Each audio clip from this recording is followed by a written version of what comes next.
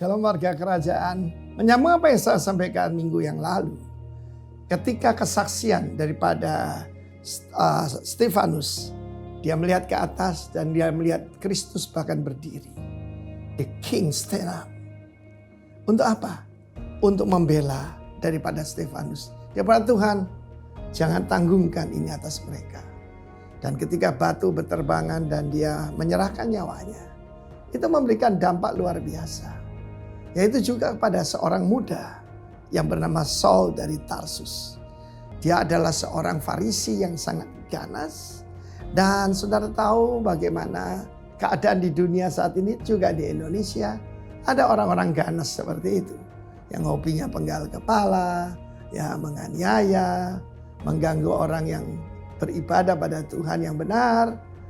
Saudara dengar ya, apa yang terjadi? Saya mau tunjukkan ada seorang pemimpin bernama Ananias. Ketika Saul dari Tarsus pergi ke Damsyik, saudara, ternyata masih ada orang percaya di Damsyik. Saudara mengerti pada saat itu, bahkan sampai hari ini, kalau ada orang Yahudi, ya, warga negara Israel tinggal di Damsyik, saudaraku, betapa menderitanya. Mungkin saudara mengalami seperti itu, menjadi minoritas, berada di tempat yang tidak bersahabat kepada Anda. Itu tidak mengurangi kekuatan kita untuk berbuah dan berlipat ganda and advancing the kingdom.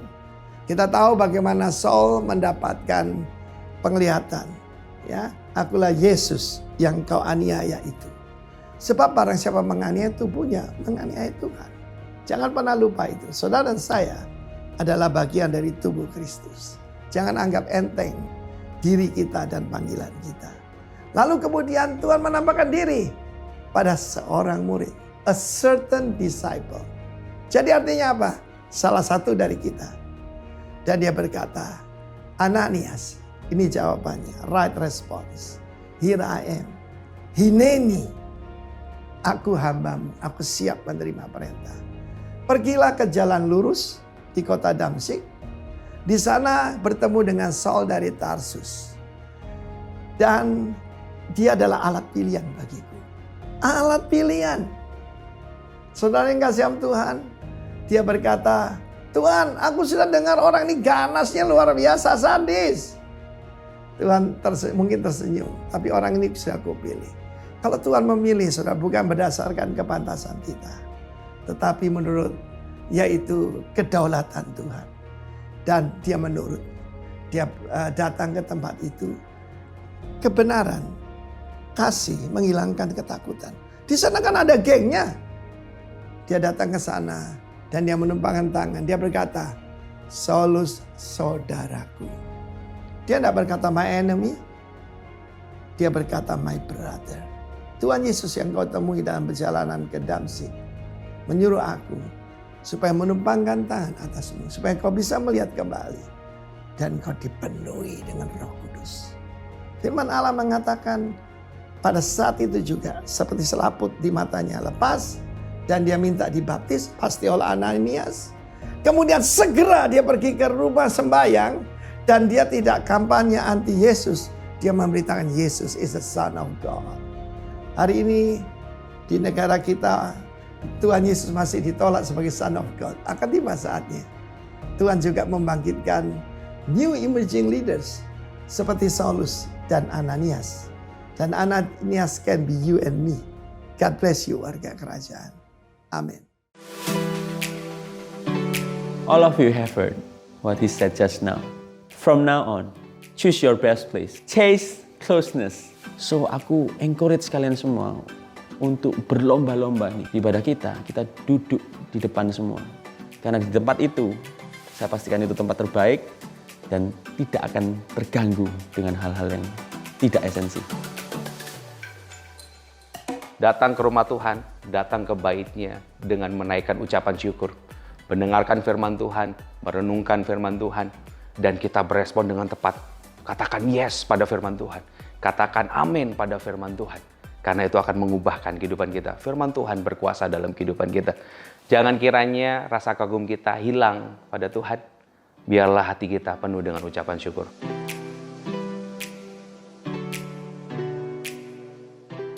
If you don't make your decision, it will never be your home eventually. So trust His best plan through this imperfect family.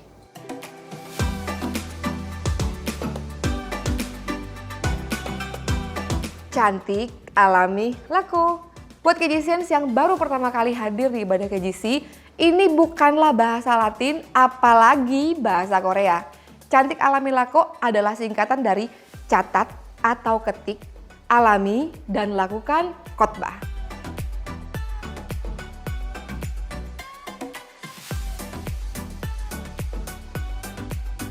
Dengan mencatat atau mengetik khotbah berarti kita tidak mau kehilangan hal yang berharga itu. Kita simpan catatannya dan kita bisa baca kembali di rumah supaya benar-benar kita bisa mengalami firman lewat apa yang kita tulis.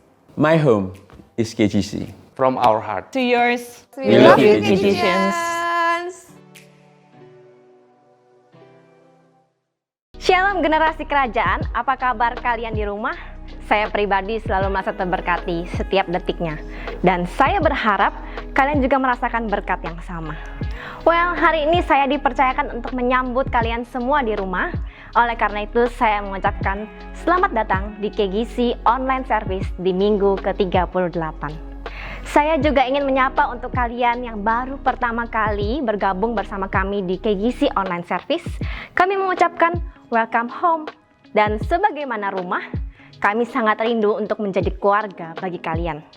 So, langsung saja kalian bisa tinggalkan komen di kolom komentar, atau bisa menghubungi nomor di bawah ini, atau juga bisa melalui DM di Instagram kami yaitu @kgcsurabaya. KGCians, sebelum kita memulai ibadah pada hari ini, saya juga ingin mengingatkan bahwa kami juga memiliki MC yaitu Messianic Community, atau yang biasa kita kenal dengan nama Komsel. Ya, karena perjalanan bersama Tuhan tidak cukup hanya pada hari Minggu saja. Yuk join MC setiap hari Rabu, dan untuk info lebih lanjut silahkan DM kami di Instagram KGC Surabaya. So, sebentar lagi kita akan mendengarkan firman Tuhan yang akan dibawakan oleh orang yang selalu berapi-api dalam membawakan firman Tuhan. Iya, dia adalah Yehuda Berce. So, mari kita siapkan hati, be excited dalam ibadah ini, dan mari kita bersatu dalam doa. Bapa di dalam surga, terima kasih untuk kesempatan yang Engkau berikan kami bisa melakukan ibadah online di minggu ke-38 ini. Kami percaya Tuhan, dari minggu pertama sampai minggu ke-38 ini penyertaan-Mu tidak berhenti dalam kehidupan kami. Ya Bapa, siapkanlah hati kami, siapkanlah pikiran kami agar kiranya kami bisa menerima dengan baik, mencerna dengan baik apa yang ingin Engkau sampaikan lewat hamba-Mu Yehuda Berce. Ya Bapa, kiranya setelah mendengar juga firman yang Engkau berikan pada hari ini, tidak hanya tinggal dalam pikiran kami, tetapi bisa kami lakukan kepada orang lain, bisa kami terapkan kepada orang lain, sehingga orang lain bisa melihat diri-Mu melalui diri kami. Terima kasih Tuhan, dalam nama Tuhan Yesus kami telah berdoa. Amin. Generasi kerajaan, kita percaya bahwa Allah turut bekerja. Bagi saya dan saudara, nggak terbatas oleh ruang dan waktu. Firman-Nya berkata, Roma 8 ayat 28, kita tahu sekarang bahwa Allah turut bekerja dalam segala sesuatu untuk mendatangkan kebaikan bagi mereka yang mengasihi Dia, yaitu bagi mereka yang terpanggil sesuai dengan rencana Allah. Apapun yang menjadi pergumulan kita mau menyembah Allah yang hidup, Allah yang setia dalam segala hal dalam kehidupan kita. Amin.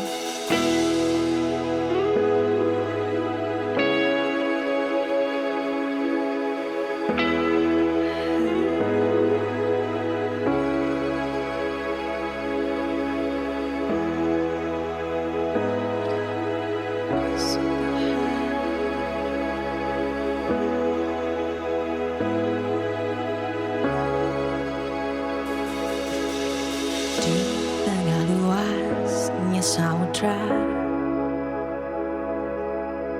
di dalam badai bergelora, Kaulah jangkar hidupku, tak sekalipun ku goyah.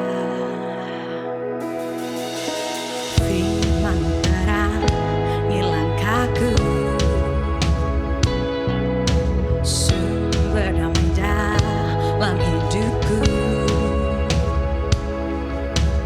Ku aman di dalam-Mu, penyertaan-Mu sempurna. Sepasti mentari bersinar, begitu pun janji-Mu. Dalam segala perkara Engkau turut bekerja.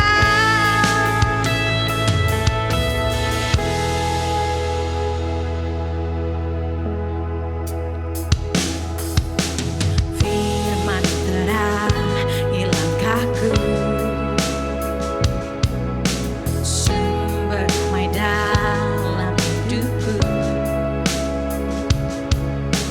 Ku aman di dalam-Mu, penyertaan-Mu sempurna.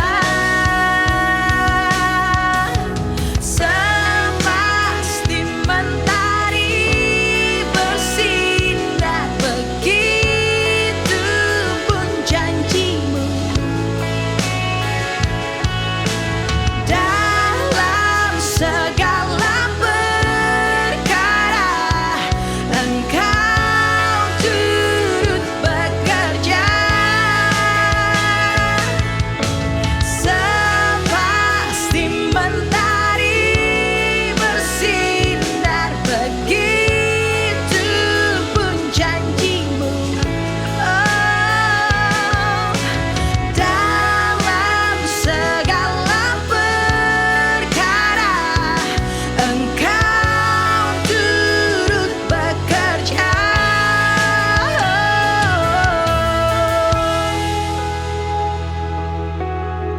Thank you Tuhan, kami menyatakan Tuhan Yesus. Perisai pelindungku, batu karang yang teguh, benteng pengharapanku. Kaulah Tuhan, Kaulah Raja. Perisai pelindungku, batu karang yang teguh, benteng pengharapanku. Kaulah Tuhan, Kaulah Raja. Perisai pelindungku, batu karang yang teguh, benteng pengharapanku. Kaulah Tuhan, Kaulah Raja. Sepasti mentari bersinar, begitu pun janji-Mu. Dalam segala perkara Engkau turut bekerja. Sepasti, oh, sepasti mentari bersinar, begitu pun janji-Mu.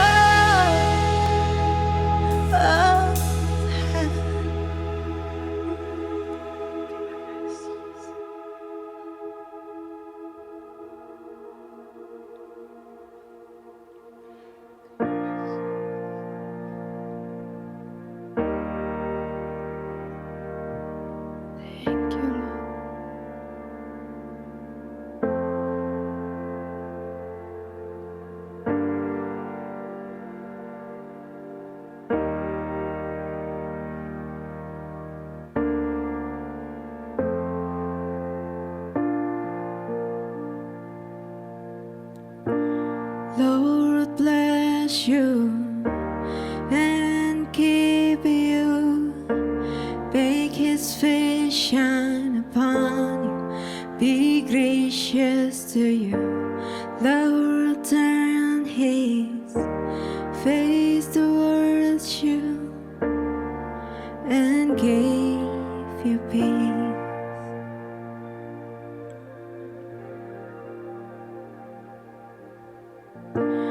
Lord bless you and keep you. Make his face shine upon you. Be gracious to you. Lord turn his face towards you and give you peace.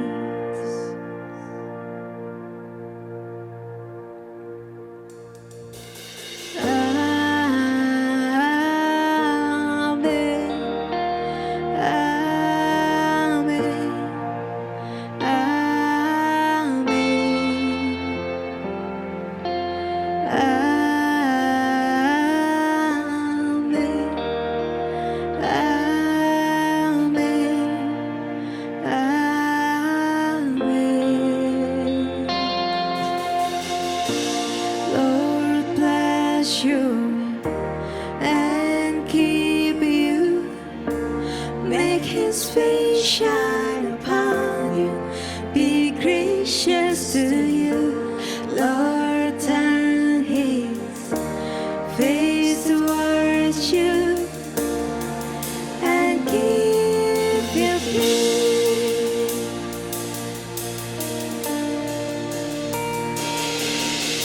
Amen.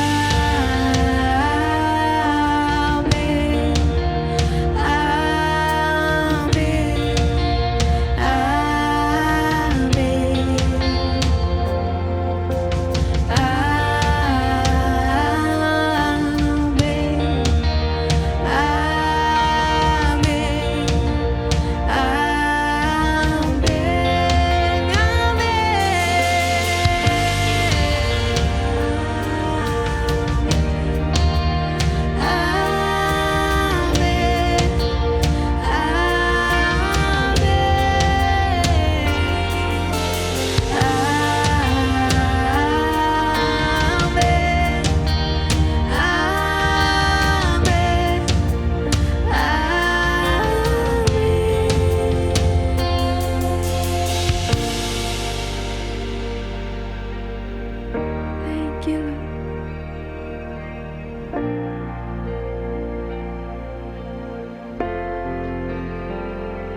His favor be upon you and 1,000 generations, and your family, and your children, and their children, and their children. May his favor be upon you and 1,000 generations, and your family, and your children, and their children, and their children. May his favor be upon you and 1,000 generations, and your family, and your children, and their children, and their children. May his favor be upon you and 1,000 generations, and your family, and your children, and their children, and their children.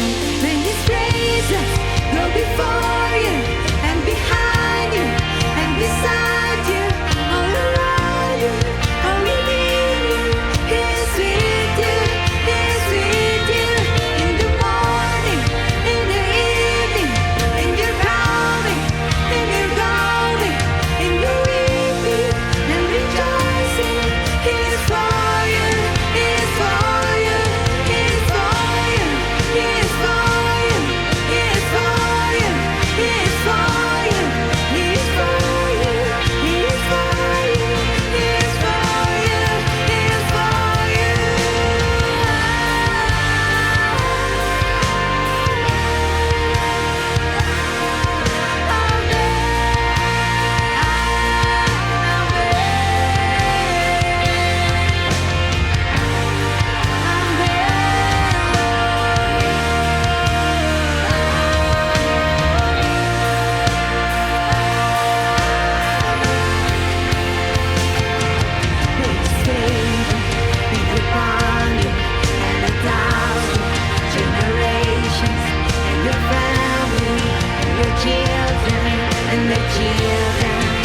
children, and His presence go before you and behind you and beside you, all around you and within you. He's with you, He's with you. In the morning, in the evening, and you're coming, and you're going, and you're weeping and rejoicing. He's with you, He's for you, He's for you, He's for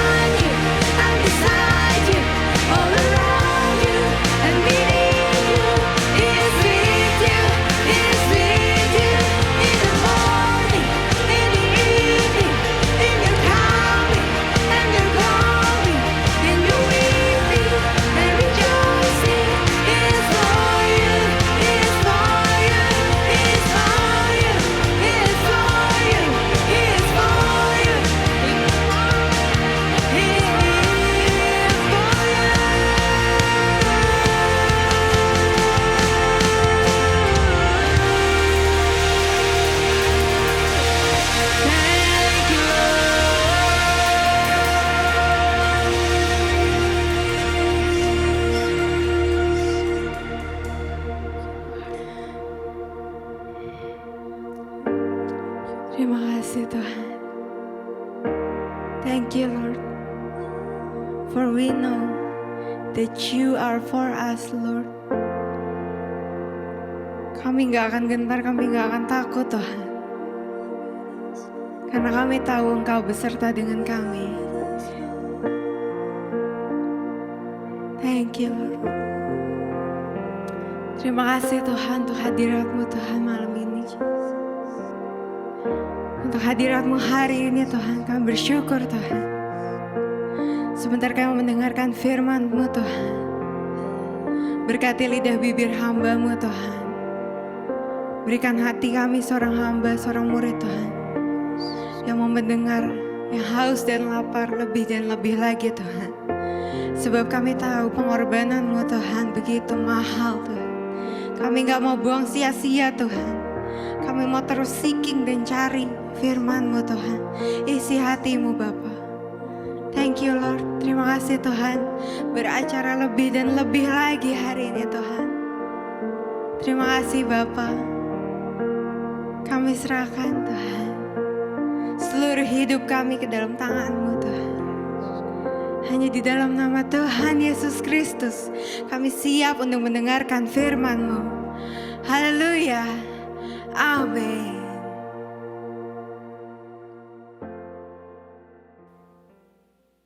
Shalom generasi kerajaan, Bapak Ibu Saudara. Kita masih dalam pembahasan Efesus 5, kitab Efesus maksud saya.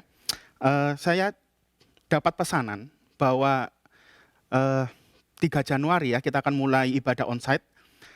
Suatu hal yang cukup exciting sekaligus agak deg-degan juga karena kita udah berapa lama nih ya kita nggak ibadah secara onsite, tapi jujur itu membuat kami para hamba-hamba Tuhan di KGC itu sangat exciting, benar-benar sangat exciting karena pada akhirnya kita punya kesempatan untuk face to face lagi dengan saudara-saudara seiman sekalian.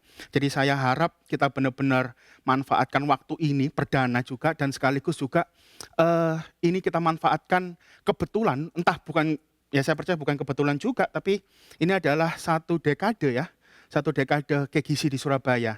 Saya percaya ini juga akan menjadi satu berkat khusus bagi kita. Oke, kita akan mulai untuk pembacaan tema kita, apa yang saya khotbahkan, ya, itu ada di Efesus 6, ayat 1 ayat 9. Saya akan bacakan dulu, mulai dari ayat 1. Hai anak-anak, taatilah orang tuamu di dalam Tuhan, karena haruslah demikian. Hormatilah ayahmu dan ibumu, ini adalah suatu perintah yang penting, seperti yang nyata dari janji ini, supaya kamu berbahagia dan panjang umurmu di bumi. Dan kamu bapak-bapak, janganlah bangkitkan amarah di dalam hati anak-anakmu, tetapi didiklah mereka di dalam ajaran dan nasihat Tuhan. Hai hamba-hamba, taatilah Tuanmu yang di dunia dengan takut dan gentar, dan dengan tulus hati sama seperti kamu taat kepada Kristus. Jangan hanya di hadapan mereka saja untuk menyenangkan hati orang, tetapi sebagai hamba-hamba Kristus yang dengan segenap hati melakukan kehendak Allah, dan yang dengan rela menjalankan pelayanannya seperti orang-orang yang melayani Tuhan dan bukan manusia. Kamu tahu bahwa setiap orang, baik hamba maupun orang merdeka, kalau ia telah berbuat sesuatu yang baik, ia akan menerima balasannya dari Tuhan. Dan kamu tuan-tuan berbuatlah demikian juga terhadap mereka dan jauhkanlah ancaman. Ingatlah bahwa Tuhan mereka dan Tuhan kamu ada di sorga, dan ia tidak memandang muka. Oke, saya sebelum mulai pembahasan, ada sedikit disclaimer. Jadi gini, saya ini bukan seorang stoik atau gnostik, itu adalah istilah seperti gini. Stoik dan gnostik itu percaya bahwa materi itu jahat, bahwa apa yang ada di dunia ini semuanya itu jahat. Itu gnostik ya. Jadi stoik itu adalah orang yang anti materi. Jadi semakin miskin orang itu berarti dia semakin dekat dengan Tuhan, istilahnya seperti itu. Nah, saya bukan orang seperti itu. Saya percaya bahwa berkat itu seluruh ya, berkat itu baik berkat jasmani, rohani, itu secara keseluruhan adalah berkat dari Tuhan. Bahkan Tuhan yang menginisiasi, Tuhan itu yang pertama kali mengucapkan berkat itu selalu dari Tuhan. Masih ingat di Kejadian 1 ayat 28, Tuhan memberkati manusia. Jadi selalu berkat itu selalu datang dari Tuhan. Itu disclaimer yang pertama. Terus yang kedua adalah akan banyak ayat-ayat yang saya ambil untuk kalau saya bilang itu menguatkan argumen atau poin-poin saya. Jadi dalam mengeksegesa satu topik itu ada yang disebut gini. Kita itu bukan mengartikan secara ayat per ayat, tapi kita harus mengerti dan memahami konteksnya. Konteks dalam perikop, konteks dalam pasal, konteks dalam buku itu atau dalam kitab itu, konteks dalam perjanjian baru dan konteks dalam perjanjian lama. Intinya adalah harusnya kita memahami dari Kejadian sampai Wahyu, baru kita bisa mengerti ini apa sih. Jadi orang Kristen itu beda dengan agama yang lain. Agama yang lain dia bisa kasih dalil-dalil dari ayat per ayat dan mereka bisa bertengkar antara ayat satu dengan ayat yang lain. Tapi kita nggak boleh sebagai seorang pengkhotbah, dia nggak bisa keluar dari konteks, bahkan konteks keseluruhan dari Kejadian sampai Wahyu. Sebagai contoh gini, di perjanjian baru itu ada dua tema besar, yaitu sebenarnya dia dibagi dua tema besar, yaitu inisiasi Allah dan respon manusia. Kalau inisiasi Allah itu ada di 4 Injil yang pertama ya, Matius, Markus, Lukas, dan Yohanes. Lalu setelah itu ada kisah para rasul, kisah awal gereja. Dan setelah itu adalah surat-surat Paulin dan murid-murid Kristus yang lain. Dan pada akhirnya itu ada eskatologi, yaitu Wahyu, kitab Wahyu. Kitab Wahyu itu adalah bicara tentang pengharapan. Nah, Efesus ini ditulis oleh Paulus itu untuk membuat kita, orang Kristen, merespon dari apa yang Tuhan sudah inisiasi, yaitu Matius, Markus, Lukas, dan Yohanes. Jadi sebenarnya konteks ini itu nggak bisa diambil di luar dari Injil juga. Dan juga nggak bisa diambil di luar dari perjanjian lama. Itu kenapa pemahaman kita harus menyeluruh juga. Jadi kalau seumpama saya ngambil ayat, itu bukan karena saya keluar dari konteks, tapi saya ingin menguatkan poin-poin saya aja. Itu ya disclaimer kedua. Oke. Topik ini itu dibagi dua, yaitu hubungan antara bapak dan anak, tuan dan hamba. Nah, tapi ini tuh menjadi satu tema yang dikotbahkan sama Pak Daniel Yanuar minggu kemarin, yaitu tentang hubungan suami istri dan juga sebagai anak-anak terang atau yang dikotbahkan sama Andrew sama Ria 4 minggu sama 3 minggu yang lalu. 3 sama 2 minggu yang lalu. Itu dalam satu konteks. Nah, Efesus itu juga disebut orang itu kitab kembar sama Kolose. Karena di Kolose 3 itu kalau dibandingkan itu Efesus 5 dan Efesus 6 itu sama dengan Kolose 3. Karena penulisan Kolose dan Efesus itu dilakukan 3-4 tahun sebelum Paulus dieksekusi. Sekitar tahun 60 sampai 65 Masehi. Nah, jadi apa yang akan saya sampaikan itu harus mengikuti dari apa yang dari Efesus 1 sampai sekarang. Itu saya harus stick atau tetap dalam konteks ini gitu. Jadi kalau saya mengutip dari ayat-ayat pengkhotbah-pengkhotbah sebelumnya, emang harusnya seperti itu. Oke. Kita masuk ke hubungan antara orang tua dan anak. Nah, tapi sebelum itu gini. Pak Daniel Yanuar, saya sebutnya beliau Pak Daniel Yanuar ya, karena saya kenal pertama kalinya itu dengan nama Pak Daniel itu tahun 2011 waktu sidang GBI. Itu saya kenalnya sih Pak Daniel dulu, bukan Goden gitu. Jadi udah kebawa sampai sekarang gitu kan. Nah, jadi gini, Pak Daniel Yanuar meng-highlight bahwa ada kedewasaan dan kebenaran sebagai pondasinya. Hubungan gitu kan. Nah, apa yang akan saya sampaikan nanti ini itu harus disorot dalam kedewasaan dan kebenaran. Saya suka dengan satu ilustrasi yang sering saya sampaikan, yaitu gini. Ada anak umur 2-3 tahun, tahun 2020, dia kalau mau menjangkau ke rak paling tinggi itu akan kesusahan, menjadi masalah besar bagi dia. Tapi waktu tahun 2032, waktu dia udah usia 15 tahun, yang sekarang 2020 itu menjadi masalah besar, tapi 12 tahun, 13 tahun kemudian, masalah besar itu nggak jadi lagi masalah buat dia. Itu malah begitu gampang buat dia.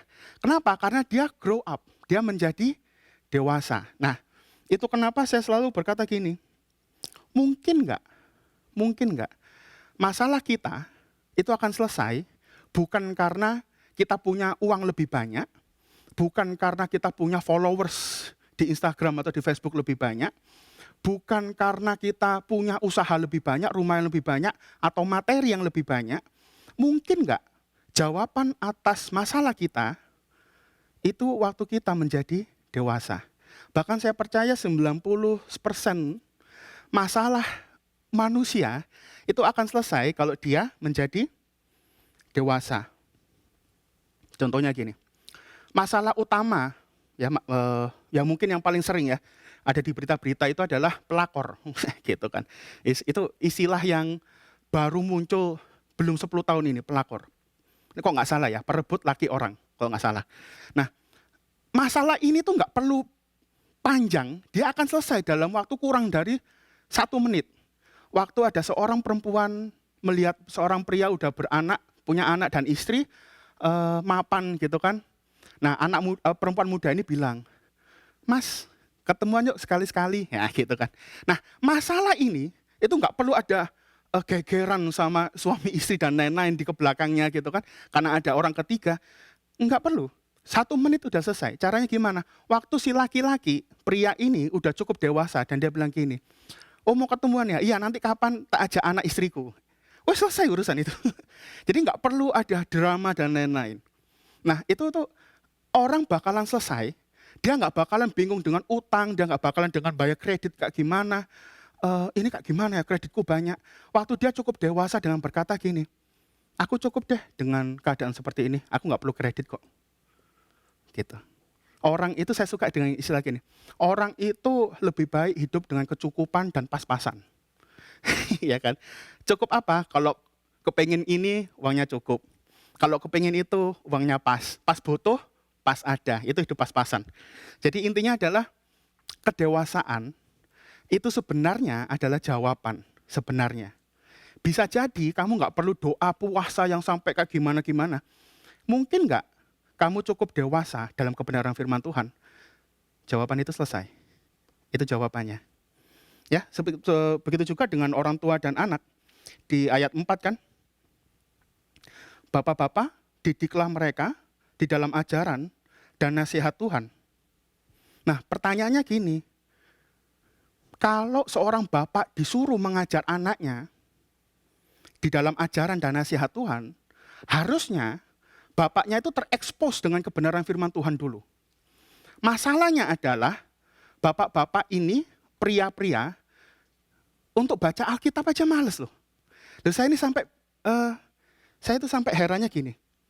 Loh, nek kamu setiap hari nggak baca Alkitab, sih mbok baca itu apa? Loh iya toh, jadi gini, orang tuh selalu ngomong gini, oh gak usah terlalu rohani lah jadi orang Kristen. Loh kalau kamu nggak jadi orang rohani, terus kamu jadi orang kayak gimana? Saya ini jujur heran ya, sama orang kalau dia tuh kesukaannya bukan firman Tuhan. Intinya dia gini, dia nggak pernah baca Alkitab. Nah terus yang kamu baca apa? Gitu kan.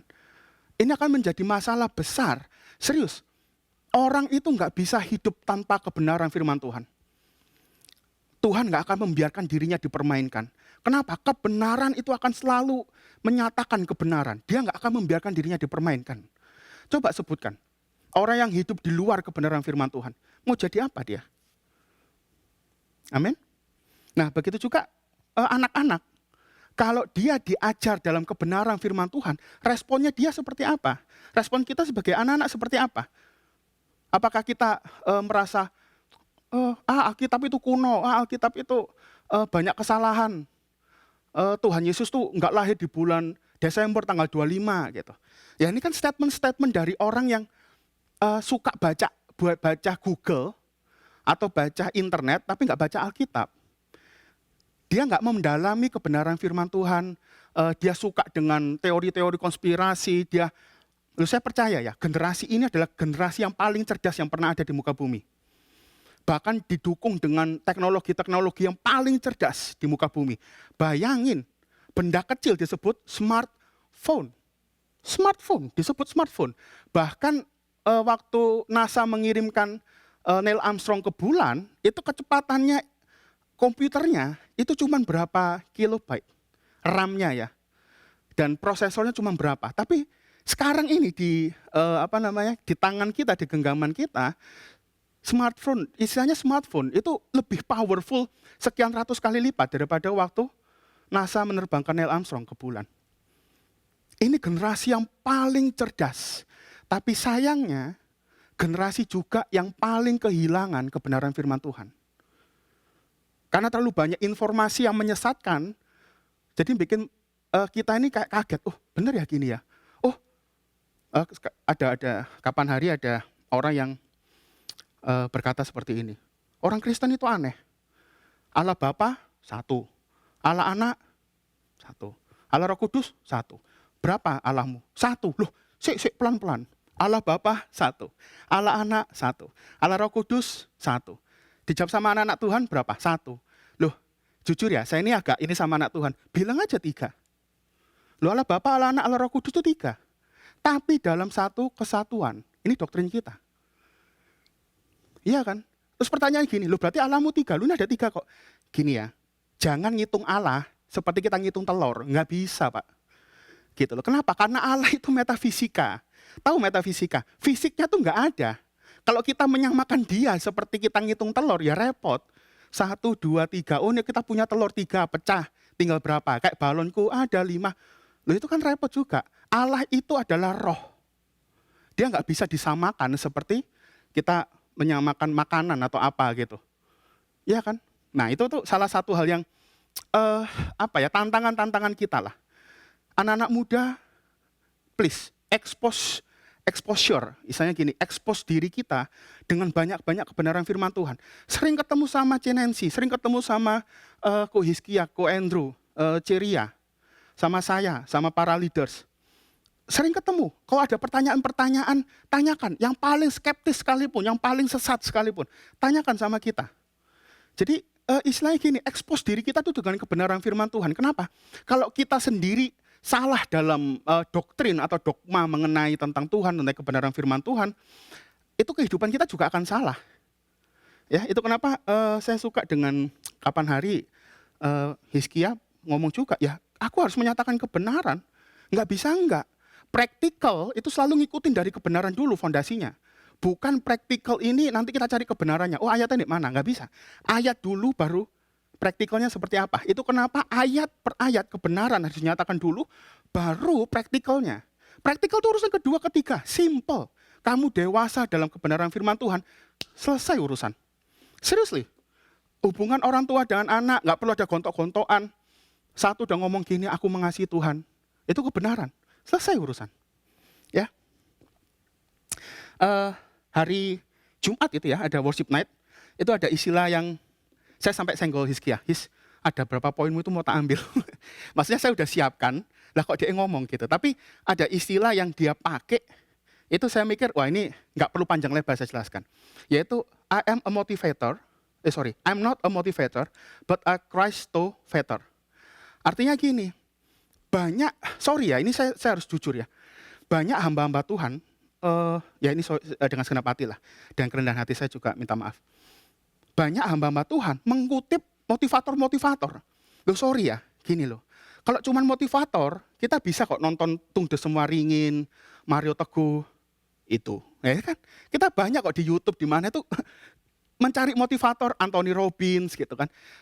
Bahkan di gereja pun itu nggak sehebat mereka gitu. Kenapa? Karena orang membayar puluhan juta, belasan juta hanya untuk nontonin mereka, ngasih motivasi gitu. Yang dicari sama orang di gereja itu bukan motivasi sebenarnya. Motivasi it's good, tapi harus berdasar kebenaran firman Tuhan. Berdasarkan fondasinya itu apa? Kristus. Itu kenapa kita bukan motivator. Kita bukan orang yang sekedar meng-encourage. Encourage itu benar. Motivasi itu benar sekali lagi. Tapi basicnya kita adalah menyatakan kebenaran. Hati Kristus itu seperti apa? Kalau kita gagal di sini, sebenarnya kita itu seperti burung beo. Orang di luar ngomong apa, kita tinggal membeo. Gitu kan? Kita tinggal ngambil comot kutipan-kutipan dari orang, kita membeo. Kalau seperti itu, nggak heran gereja akan kok gini-gini tok ya, kok gersang ya, kok aku cuma ngerasain kayak gini-gini aja ya, kok membosankan ya, gitu ya. Oke, thank you Hizkia for that. Itu salah satu leader kita lah ya, Hizkia, luar biasa. Oke, sekarang saya agak masuk lebih dalam lagi. Saya ini kan ministry leader doa. Jujur, beberapa orang kalau datang, kok ada suara Tuhan buat saya gitu. Kalau ini arti mimpiku seperti apa kok? Ini Fit, ini saya cerita tentang Fit ya. Ministry leader, pemusik. Itu pertama dia dapat mimpi, waktu itu di Komsel. Terus Ko Andrew bilang, ini tanya Ko Berce, arti mimpi dari Fit itu apa? Lalu saya ini ngomong, ini bisa korsek ke Fit ya. Saya ngomong gini, Fit, aku tahu arti dari mimpimu, tapi aku nggak mau sampaikan sekarang. Kenapa? 80% kamu akan pasti tolak omonganku. Gitu. Dan pada akhirnya Fit kemudian ngomong, ya kok, ini pada akhirnya dia cerita, ini artinya kayak gini-gini kok. Ya itu emang artinya seperti itu mimpimu. Nah tapi gini, bagi saya, percuma kamu datang ke pendoa, tanya Tuhan ngomong apa, kalau Alkitab aja kamu nggak pernah baca, percuma men. Percuma, serius ya. Kalau kamu nggak hidup dalam kebenaran, terus lu ngapain datang ke Berce? Bro, Tuhan ngomong apa sama aku? Lu Alkitabnya nggak pernah mau baca kok kamu datang ke pendoa. Lu ngapain? Terus sekarang pendoa itu, sorry ya, ini nih saya harus jujur. Dengan kasih, saya itu harus jujur ya. Saya kan pendoa. Ini rekan-rekan saya pendoa, kalau Anda tersinggung, that's good. Saatnya kita berubah.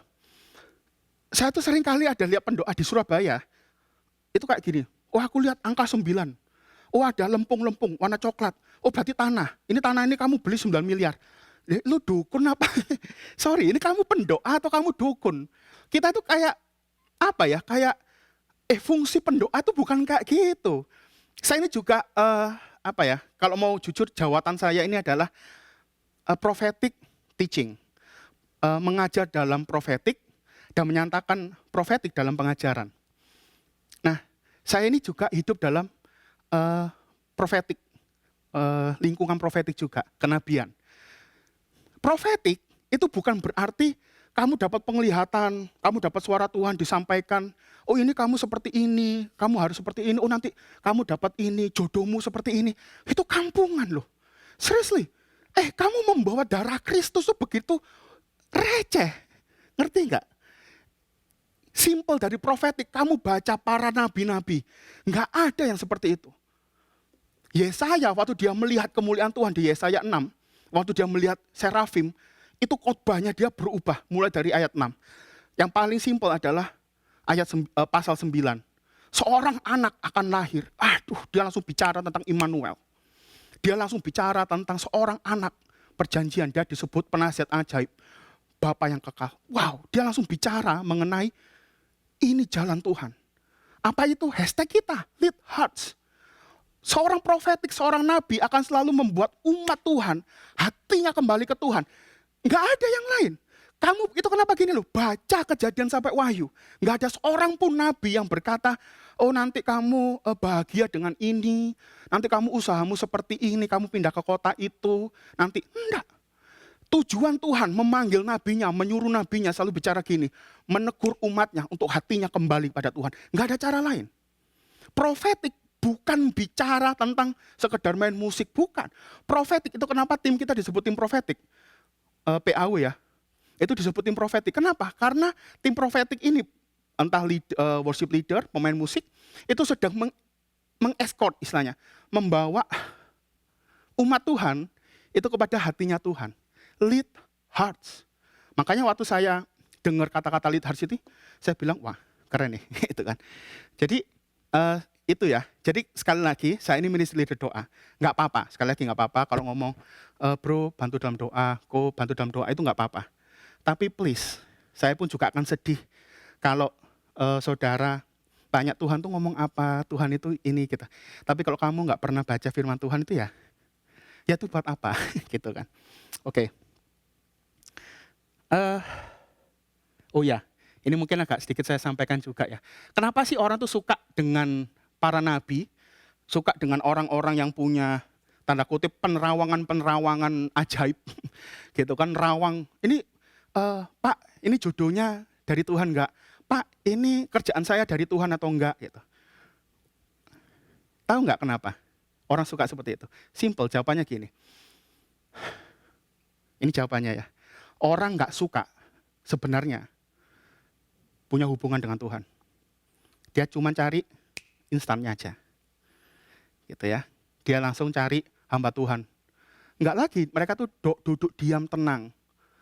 Mendekat ke Tuhan. Tuhan, aku cari hatimu, aku cari wajahmu, aku cari kebenaranmu Tuhan. Dia enggak pernah ekspos dirinya dengan kebenaran firman Tuhan. Dia cari instan, datang ke hamba Tuhan, Pak, Tuhan ngomong apa sama saya? Lah terus lu ngapain setiap hari juga? Tak kasih tahu ya. Tak kasih tahu. Tuhan sangat benci dengan the middleman. Orang yang punya, ini suara Tuhan, saya Berco, ini umat Tuhan. Tuhan sebenarnya nggak suka seperti itu. Dia kepingin punya hubungan dengan umatnya secara langsung. Seriously. Kalau kita nggak pernah bayar harga untuk punya hubungan dengan Tuhan, sebenarnya bukan bayar harga juga ya. Apa yang kita bayar juga? Itu semua dari Tuhan kok. Kalau kita nggak suka berada dalam atmosfer kerajaan Tuhan, kerajaan surga, di hadirat Tuhan, nggak suka dengan kebenaran firman Tuhan, sebenarnya percuma juga, tanda kutip, kita jadi orang Kristen. I'm sorry to say that, tapi ini kebenaran dari Tuhan juga. Ada juga sih istilah-istilah yang sebenarnya sangat mematikan ya. Ini please jangan diambil hati terlalu ini ya, tapi seringkali dipakai juga sama beberapa orang. It's okay not to be okay. Kalau cuman stop sampai di sini, itu susah loh. Istilahnya gini, terus kenapa? Ada istilah gini, Tuhan mengasihi kamu. Tak kasih tahu ya, orang itu pada dasarnya udah cinta sama dirinya sendiri kok. Dia nggak butuh orang lain kalau untuk ngomong, ada satu pribadi yang cinta sama kamu. Oh ada, aku tahu dari dulu. Siapa? Berce Gampu dari kecil udah tahu aku mencintai diriku kok. Aku lebih memperhatikan makananku, aku lebih memperhatikan bajuku, aku lebih memperhatikan paket dataku. Aku nggak terlalu, ya orang lewat, ya apalah orang lewat gitu. Ya kan? Dari dulu Berce Gampu ini udah mencintai dirinya sendiri. Sudah egois. Gitu kan? Sebenarnya istilah-istilah itu bahayanya ya. Ini saya nggak bilang salah. Bahayanya adalah kalau kita berhenti cuma sampai di situ. Kita nggak mengencourage orang untuk menjadi dewasa, itu bahaya. Ya, ini dia. Ini baru ayat-ayat pendukungnya. Apa sih hubungannya kedewasaan, kebenaran? Ini dia. Yohanes 8:31-32. Jikalau kamu tetap dalam firman-Ku, kamu benar-benar adalah murid-Ku. Tetap dalam firman, murid. Dan kamu akan mengetahui kebenaran, dan kebenaran itu memerdekakan kamu. Bukan quotes-quotes yang memerdekakan kita. Bukan tepukan di pundak, gak apa-apa lah wis. Tuhan sayang ambil kamu, dosamu, Tuhan menerima kamu apa adanya. Yes, this is amazing grace. Dia terima kita apa adanya. Tapi dia gak akan biarkan kita apa adanya terus. Nggak mungkin, kamu tetap dalam keadaan dosa di hadiratnya dia. Nggak mungkin, Tuhan nggak akan membiarkan kamu tetap dalam dosamu. Nggak mungkin. Tuhan berkata sama perempuan yang ketahuan berbuat zina. Di mana mereka semua? Mereka pergi. Aku pun tidak menghakimi kamu. Pergilah dan jangan berbuat dosa lagi. Dia nggak cukup sampai bilang, aku pun tidak akan menghakimi kamu. Dia nggak berhenti di situ. Dia berkata juga, pergilah dan jangan berbuat dosa lagi. Anak bungsu, ya ada cerita tentang anak bungsu dan anak sulung. Anak bungsu itu pergi dari bapaknya dan dia merasa oke, dia minta makanan ampas yang menjadi makanan babi, dia nggak dikasih, dia kelaparan. Sebenarnya alasan dia pulang ke bapaknya itu bukan karena bertobat, kan dia lapar aja sih gitu. Ya iyalah, gitu kan dia pulang. Singkat cerita bapaknya menerima. Tapi perhatikan yang dilakukan sama bapaknya itu bukan langsung bikin perjamuan, enggak. Dia dikembalikan dulu identitasnya. Dia dikembalikan dulu hati yang melayani. Apa tuh? Jubahnya dikembalikan. Cincinnya dikembalikan, bicara tentang otoritas. Dia dikembalikan juga kasutnya. Apa itu melayani? Bekerja di rumah bapaknya. Itu dulu yang dilakukan sama bapaknya. Masih ingat juga waktu Tuhan mengundang, ada satu perumpamaan seorang raja yang mengundang undangan-undangannya dan banyak nggak bisa. Aku baru menuai kebun anggur, aku baru nikah, aku baru punya lembu, kerbau. Aku ingin menikmati itu semua. Beberapa orang ini ternyata nggak bisa datang. Tuhan ini bilang, kamu cari di perempatan-perempatan jalan. Siapapun undang masuk, intinya pestaku nggak boleh sepi. Harus penuh. Tapi waktu orang-orang ini datang dengan tidak memakai baju pesta, apa yang dilakukan Tuhan itu? Oh nggak apa-apa, kamu datang wis syukur kok aku. Enggak. Tuhan berkata gini, enyahkan mereka ke dalam kegelapan yang paling gelap. Itu bicara tentang apa? Kebinasaan.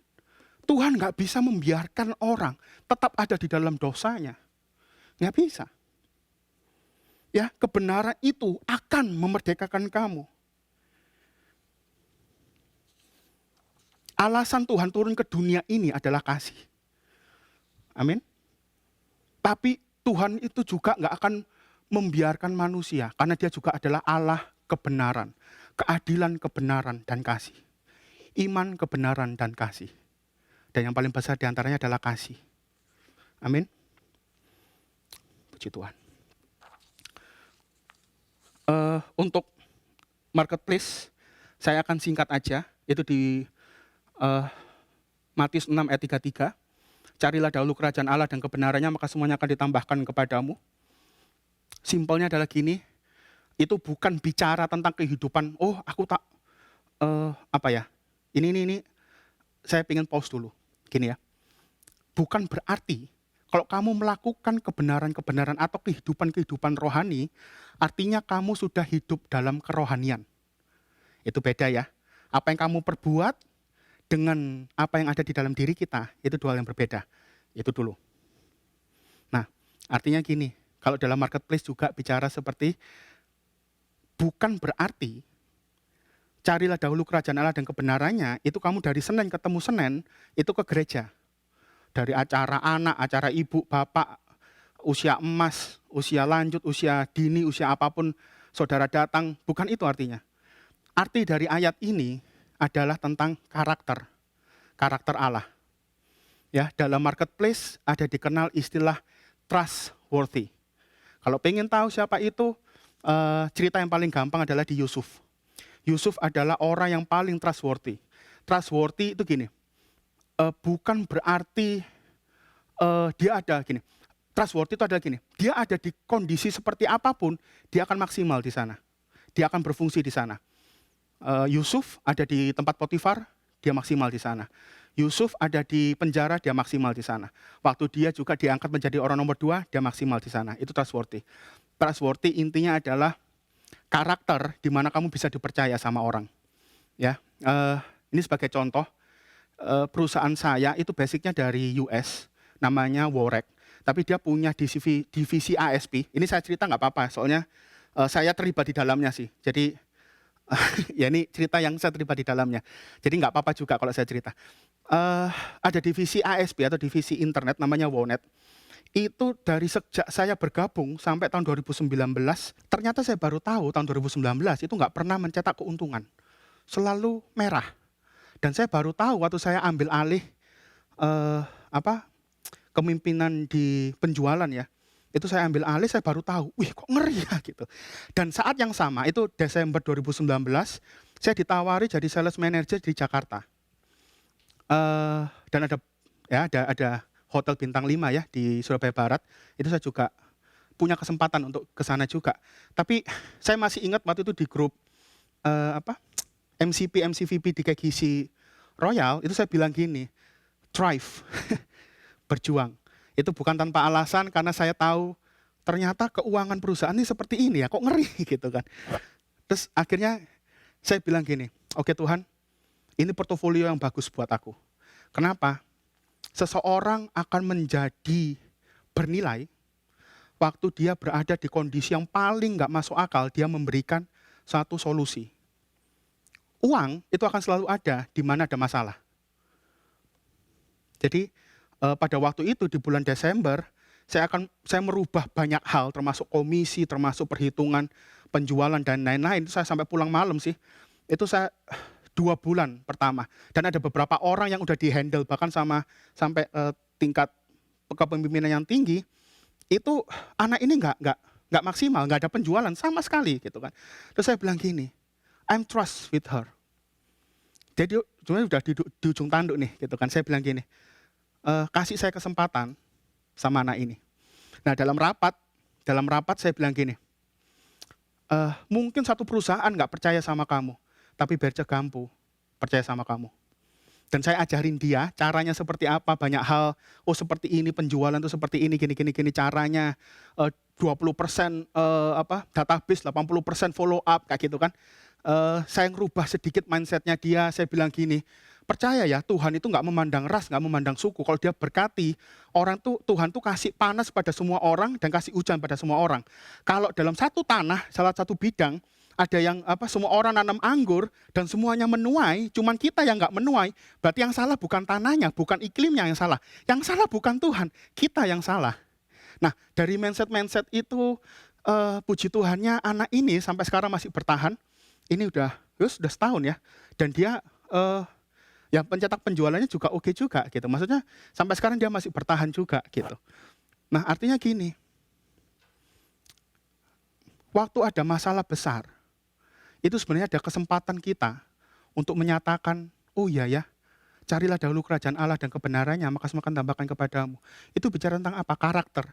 Satu hal yang paling saya tekankan, kemarin ada laporan penjualan, dan puji Tuhan dari Februari sampai sekarang itu hijau semua, puji Tuhan gitu kan.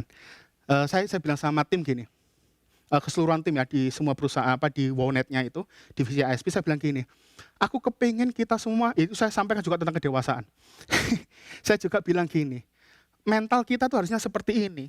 Kalau kamu ada di dalam satu perusahaan itu harus lebih kaya sebelum kamu ada di dalam perusahaan itu. Kamu harus punya impact.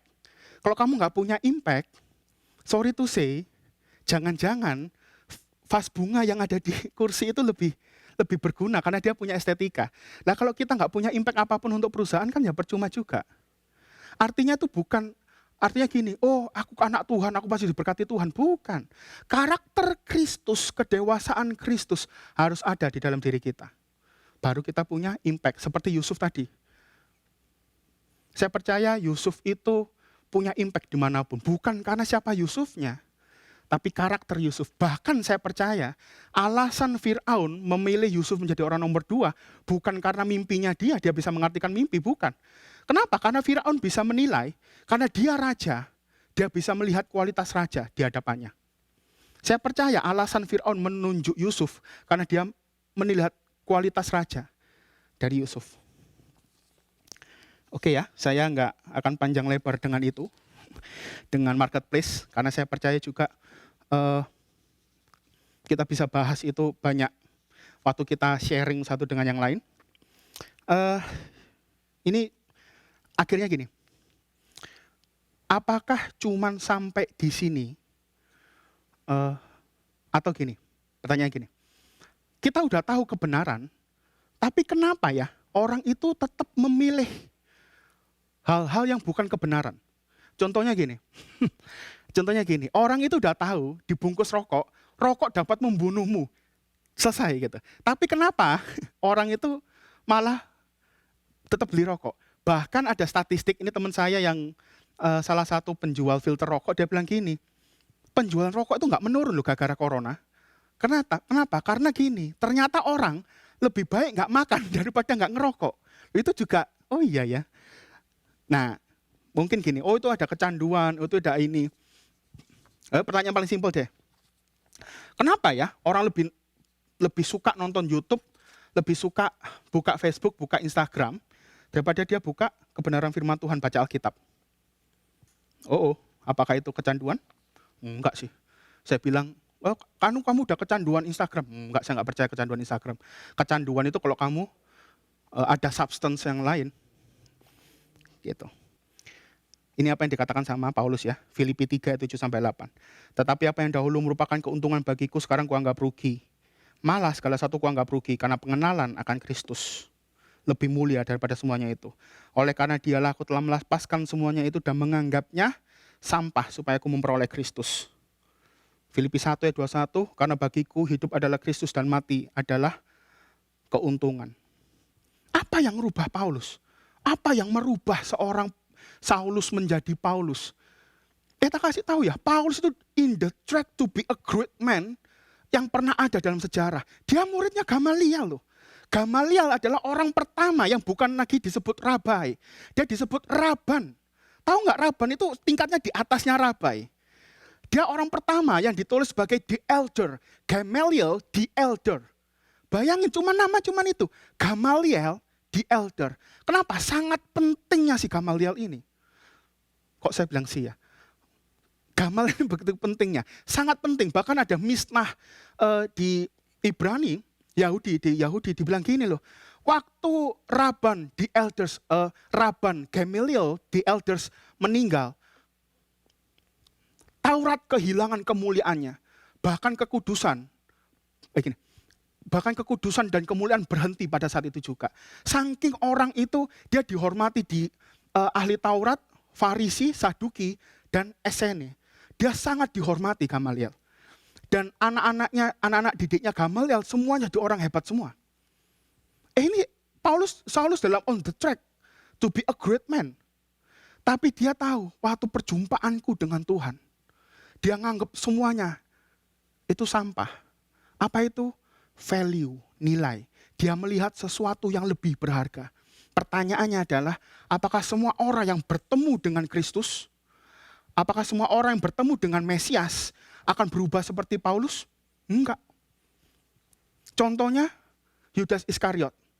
Dia berjumpa dengan Kristus, dia habiskan 3,5 tahun bersama Kristus, dia malah menjadi pengkhianat. Orang ahli-ahli Taurat, orang-orang Farisi, mereka belajar mengenai Mesias, mereka mengerti tentang Kristus, mereka memahami Mesias itu lahir di mana. Tapi waktu Mesias ada di depan hidung mereka, justru mereka yang berteriak, salibkan dia. Tapi ada juga orang-orang seperti Saulus yang berubah menjadi Paulus. Salah satunya adalah Sakeus. Dia memandang semuanya, apa yang dianggap berharga itu, dianggap sampah juga. Dia bilang bahkan apa yang aku ambil 4 kali lipat aku kembalikan. Sakeus juga dipercaya adalah sebagai Matias yang menggantikan Yudas Iskariot. Dan dia juga menjadi salah satu uskup juga di gereja mula-mula. Itu Sakeus, dia berubah. Apa yang membuat mereka berubah? Bukan sekedar dari apa yang Tuhan sampaikan atau dia melihat Tuhan. Atau pengalaman rohani bersama Tuhan. Tapi respon kita. Pertanyaannya gini, lalu respon itu di mana? Respon apa itu? Persepsi, paradigma, kedewasaan, pemikiran, semuanya itu ada di area jiwa. Hati-hati sama jiwa. Hati-hati sama keputusanmu. Hati-hati sama apa yang membuat kamu tertarik. Saya secara singkat akan kasih ilustrasi seperti ini. Manusia terdiri dari 3, roh, jiwa, dan tubuh. Roh itu selalu bicara tentang entwinement, kemelekatan. Ya, itu kenapa orang selalu suka dengan kalau dia worship, dia selalu melekat. Hatiku melekat kepadamu Tuhan. A man after my own heart, katanya Tuhan kepada Daud. Kenapa? Karena itu roh. Roh itu entwinement. Nah, tubuh itu bicara tentang kebutuhan. Butuh makan, butuh minum, butuh tidur, butuh apalagi ke belakang dan lain-lain. Termasuk seksual juga, itu kebutuhan juga. Yang kedua adalah jiwa. Jiwa itu bicara tentang kehendak atau will. Orang bisa lapar, dia butuh makan. Tapi keputusannya dia suka pizza atau dia suka pecel. Itu jiwanya. Ada orang haus, aku suka ini, itu di jiwanya. Pertanyaannya adalah, paling bahaya kalau kita membiarkan jiwa kita. Daud berkata, sembahlah Tuhan, hai jiwaku. Kalau orang selalu bilang gini, kamu jangan terlalu rohani, kamu jangan terlalu ini, nanti kamu burn out. Tahu nggak burn out itu terjadi kenapa? Karena kamu membiarkan jiwamu burn out. Kita nggak ngambil keputusan, oh aku akan tetap menyembah Tuhan apapun yang terjadi. Tak kasih tahu ya, saya tuh sampai jujur loh sama di Komsel saya, di Fempro ya. Guys, kalian tahu nggak, setiap Rabu itu aku males loh, online. Mbok pikir kalian tok sih males, aku loh bercegampu males kok. Ministry leader doa, males. Nyembah Tuhan males nggak? Males. Baca Alkitab males? Males. Lebih baik apa tiduran ngantuk kok. Tapi apa aku membiarkan jiwaku ngantuk? Loh kalau aku membiarkan jiwaku ngantuk setiap pagi, saya nggak kerja. Loh serius. Iya kan? Saya ini pemain musik juga. Saya tuh suka main gitar gitu kan. Tapi saya ini menghabiskan waktu 2 jam, 3 jam waktu itu ya tahun 2000-an untuk latihan gitar. Demi apa? Hanya demi bisa, ini lagu ini aku pengen bisa main. Kalau saya ngikutin males, saya nggak bisa loh main gitar. Kita nggak bisa membiarkan jiwa kita itu berbuat seenaknya sendiri. Contoh, orang suka pizza, di Surabaya tutup semua karena PSBB. Dia pergi ke Italia terbang, bayar uang nggak? Kalau kamu membiarkan jiwamu berpesta pora, itu harga yang dibayar terlalu mahal. Masih ingat ada seorang artis yang dibayar 80 juta hanya untuk hubungan seks? Terus banyak bapak-bapak bikin meme, oh ini gitu kan, mereka bercanda-bercanda dalam hati. Saya bilang gini, kalau lu punya kesempatan dan punya uang, kamu akan melakukan hal yang sama. Orang itu begitu gilanya, jiwa ini begitu menjijikkannya, kalau kamu membiarkan jiwamu, nggak bisa men. Kamu nggak bisa membiarkan jiwamu ambil kendali. Tuhan bilang gini, Yohanes 6, ayat 63. Roh yang memberi hidup, daging sama sekali nggak berguna. Perkataan-perkataanku adalah roh dan kehidupan. Di mana ini terjadi? Peperangannya di mana? Di jiwa. Kita nggak bisa biarkan jiwa kita malas baca Alkitab terus kamu diem. Ya wis lah, Instagram naik, YouTube naik. Terus seperti patung, nggak punya apapun. Nggak ada yang di YouTube itu apa sih? Ya nggak apa-apa kalau buat hiburan, nggak apa-apa. Sekali lagi nggak apa-apa. Tapi 2 jam, 3 jam YouTube-an, come on. Value kita itu di mana? Apa yang membuat kita berharga di hati kita? Tuhan Yesus berkata gini, kerajaan surga seumpama, Matius 6. Tuhan bilang gini, jangan mengumpulkan harta di bumi, kumpulkan harta di surga. Karena di mana hartamu berada, di situ hatimu. Intinya adalah apa yang membuat kita, hati kita, yang berharga. Amsal 30 ayat 8-9 saya akan selesai di sini. Amsal 30 ayat 8-9. Jangan berikan kepadaku kemiskinan atau kekayaan. biarkanlah aku menikmati makanan yang menjadi bagianku. Supaya kalau aku kenyang, aku tidak menyangkalmu dan berkata, siapa Tuhan itu? Atau kalau aku miskin, aku mencuri dan mencemarkan nama Allahku. Saya akan kutip juga di Efesus 5 ayat 32. Rahasia ini besar, tapi yang aku maksudkan adalah hubungan Kristus dengan jemaat. Artinya apa? Rasa cukup itu sebenarnya bukan sekedar, oh ya wis Tuhan aku cukup. Seperti doa Bapa kami, berikanlah kami pada hari ini makanan kami yang cukupnya. Mungkin enggak? Arti dari semua yang kita sampaikan, dari jiwa, kebenaran, kedewasaan, itu adalah gini, Tuhan, jiwaku puas dengan hadirat-Mu. Masalahnya adalah, selama kita menuruti jiwa kita dalam kedagingan, kita sebenarnya kehilangan semuanya. Hati-hati dengan keputusanmu, hati-hati. Apakah kamu cukup dengan hadirat Tuhan? Kedewasaanmu sampai mana? Kebenaran apa sih? Apa yang kamu kejar? Ada satu cerita ilustrasi yang saya sangat ingat sampai sekarang. At the end of the day, everything goes to the box. Karena pada akhirnya, semuanya akan masuk ke dalam kotak. Kamu main catur, kamu mungkin jadi pemenang. But at the end of the day, everything goes to the box. Kamu mungkin main monopoli, dan kamu menjadi orang paling kaya. Kamu memegang uang monopoli, dan kamu bangga. But at the end of the day, everything goes to the box. Semuanya akan kembali pada kotaknya. Masalahnya, apa yang membuat value-nya itu dalam hatimu? Apakah uang monopoli atau uang asli? Kenapa? Karena uang asli itu nggak berlaku di uang monopoli. Diketawain, wes tak bayar wes hotel sini ini. Kita diketawain. Kenapa? Karena uang itu nggak berlaku di monopoli. Tapi bukan berarti inti dari semua kehidupan kita itu uang monopoli. Enggak. Orang itu perlu uang juga, gitu kan? Nah, pertanyaannya juga, rahasia ini besar. Tapi yang aku maksudkan adalah hubungan Kristus dengan jemaat. Jangan-jangan kita itu seperti memegang uang monopoli. Dan kita nggak menganggap hubungan dengan Tuhan itu penting. Kenapa? Karena emang di dalam dunia ini, hubungan dengan Tuhan itu dianggap sampah. Nggak punya arti. Ngapain kamu datang ke gereja? Mending kerja, golek cuan, golek duit. Seriously. Dan emang seolah-olah bener loh. Orang kalau kamu punya uang lebih, kamu akan dihargai. Kamu akan dihormati. Tapi sekali lagi, rahasia ini besar. Tapi yang aku maksudkan, hubungan Tuhan, Kristus dengan jemaat. Hubungan apa? Suami istri, bapak dan anak, tuan dan hamba, uang, mamon. Rahasia ini besar, tapi yang aku maksudkan, kata Paulus, jangan-jangan rasa puas kita itu, lucunya tuh gini, kita udah menang nih jadi orang di monopoli itu kita menang, kita pegang uangnya, terus kotak monopoli itu kita duduk di sana, kita pentelengin, do you know the meaning of pentelengin ya, diliatin terus, wah aku menang, wih kemarin aku mempermalukan ini gitu. Sedangkan kehidupan berjalan dengan semestinya. Demikian juga umur kita ini cuma sampai berapa sih? Kok masa kita ini mengejar apa yang ada di dunia ini, kita lupakan apa yang di kekekalan? Apa gunanya seorang apa gunanya seorang manusia mendapatkan seluruh dunia, tapi dia kehilangan nyawanya? Sekali lagi, saya bukan seorang stoik, saya bukan seorang gnostik. Saya percaya berkat dari Tuhan, saya percaya setiap pengusaha jadi konglomerat. Saya percaya uang kita bisa digunakan untuk kemuliaan nama Tuhan. Saya percaya itu. Tapi seringkali anak-anak Tuhan udah melupakan esensi.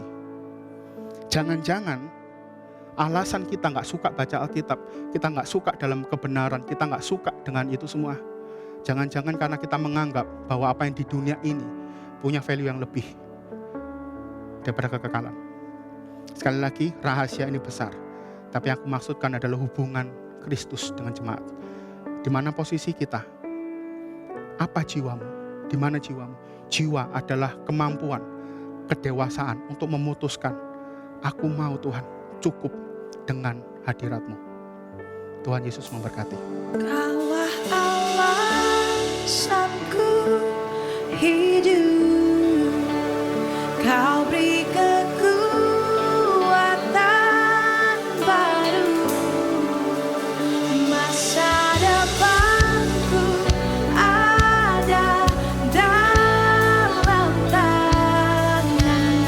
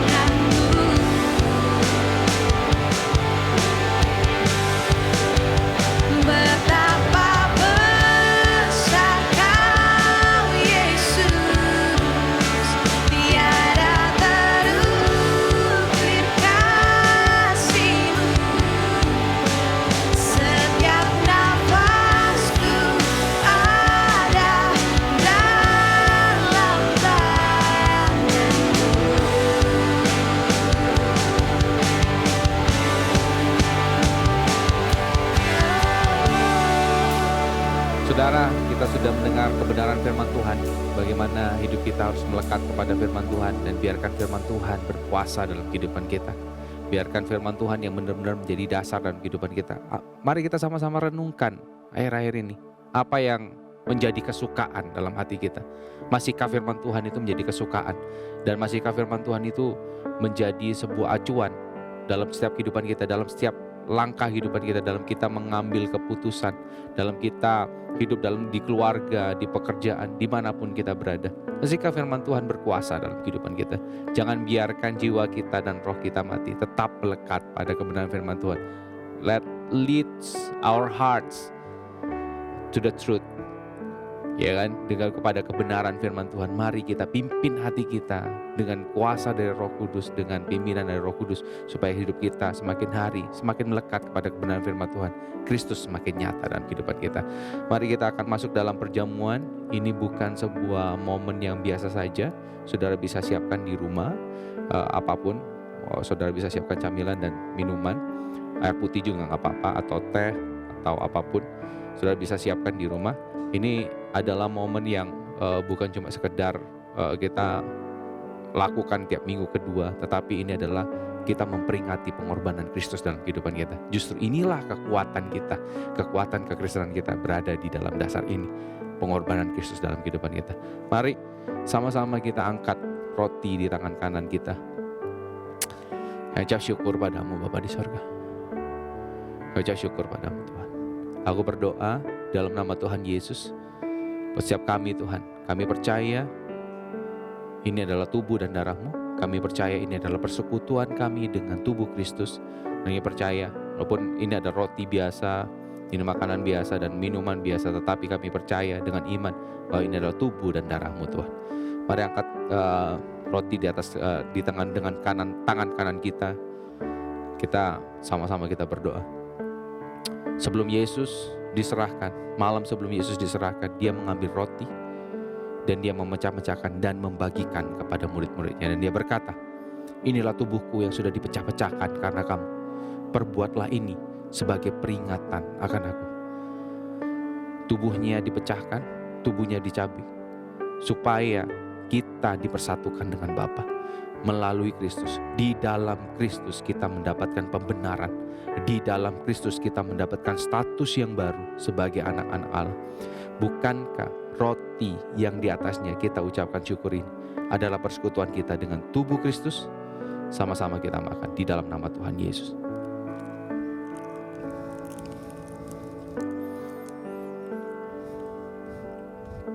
Mari kita angkat cawan.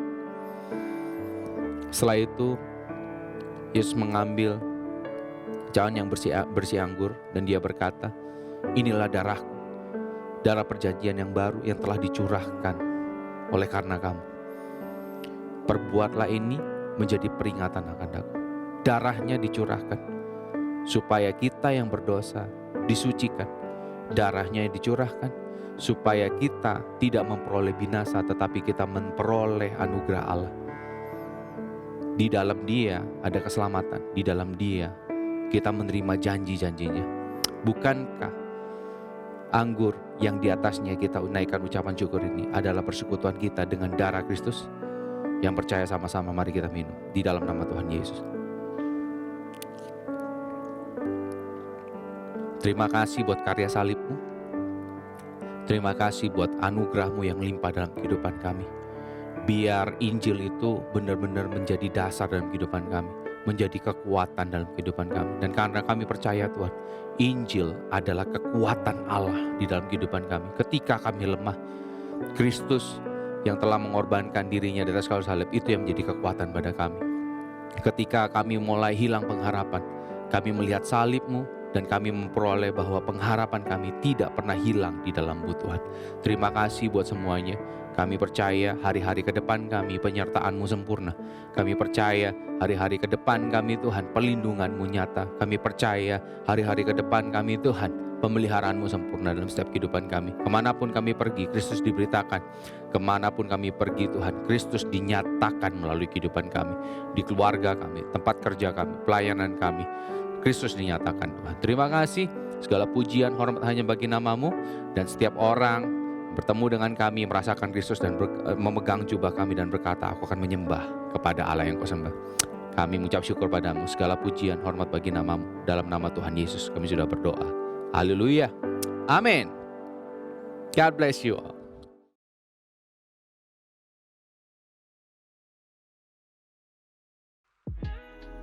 Terima kasih sudah bersama kami sampai saat ini, dan seperti yang sudah dikatakan oleh Yehuda Berce bahwa semua dimulai oleh Allah. Itulah mengapa segala sesuatu harus dimulai dari Dia, dan Dia adalah alasan segala sesuatu, termasuk alasan kita mengasihi, alasan kita taat, dan alasan kita setia. So, bagaimana mungkin kita bisa taat serta mengasihi di luar Dia? Kegisians, saya yakin hari ini kalian mendapatkan banyak sekali message. Jangan lupa bagikan apa yang kalian dapatkan, dan jangan lupa tag kami di Instagram. Dan next week kita akan dilayani oleh pastor dari Rock Riverside Bali, yaitu Anthony Pribudi. So that's all for today. See you next week.